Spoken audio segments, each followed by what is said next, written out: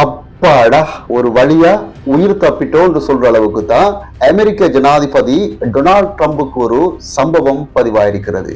இந்த ஒரு சம்பவம் உலகளாவ ரீதியில ஒரு பெரிய பரபரப்பை ஏற்படுத்தியிருக்கிறது. வாஷிங்டன் ஹில்டன் ஹோட்டலில் நடந்த வெள்ளை மாளிகை செய்தியாளர் இரவு விருந்தில் தான் இந்த சம்பவம் பதிவாகியிருக்கின்றது. பல ஆயுதங்களுடன் பாதுகாப்பு சோதனை சாவடிக்குள் அத்துமீறி நுழைய முயன்ற நபரை அமெரிக்க ரகசிய சேவை படையினர் துப்பாக்கியால் சுட்டு மடக்கி பிடிச்சிருக்கிறாங்க.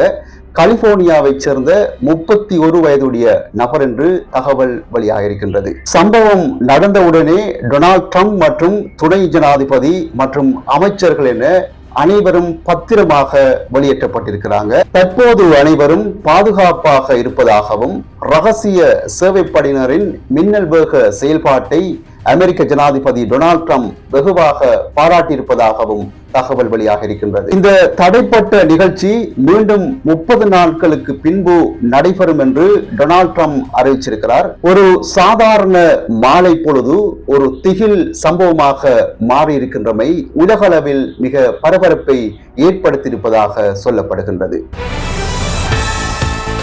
ஈரானுடனான அமைதி பேச்சுவார்த்தையை நடத்துவதற்கு அமெரிக்க பிரதிநிதிகள் பாகிஸ்தானுக்கு மேற்கொள்ளவிருந்த பயணத்தை அமெரிக்க ஜனாதிபதி டொனால்ட் ட்ரம்ப் அவர்கள் ரத்து செய்திருக்கின்றார். அமெரிக்க தொலைக்காட்சி ஒன்றுக்கு அளித்த செவ்வியிலேயே டொனால்ட் ட்ரம்ப் இந்த ஒரு விடயத்தை உறுதி அளித்திருக்கின்றார். சுமார் 18 மணி நேரம் வானூர்தியில் பயணம் செய்து பாகிஸ்தானுக்கு செல்வதனால் அமெரிக்க அரசு எதிர்பார்க்கும் முடிவுகள் எதுவும் கிடைக்கப் போவதில்லை என்றும் தங்களிடம் அனைத்து சாதகமான அம்சங்களும் இருப்பதாகவும் கூறியிருக்கின்றார். அதே நேரத்தில் அவர்கள் பேச விரும்பினால் எங்களிடம் தொலைபேசியில் பேசலாம் என்று டொனால்ட் ட்ரம்ப் தெரிவிச்சிருக்கின்றார். அதே நேரத்தில் ஈரான் தனது அணு ஆயுத கனவுகளை நிறுத்த வேண்டும் என்றும் டொனால்ட் ட்ரம்ப் கூறியிருக்கின்றார். இஸ்ரேல் போன்ற நட்பு நாடுகளுக்கு அச்சுறுத்தலாக விளங்கும் செயல்பாடுகளை உடனடியாக நிறுத்த வேண்டும் என்றும் அமெரிக்க ஜனாதிபதி கூறியிருக்கின்றார்.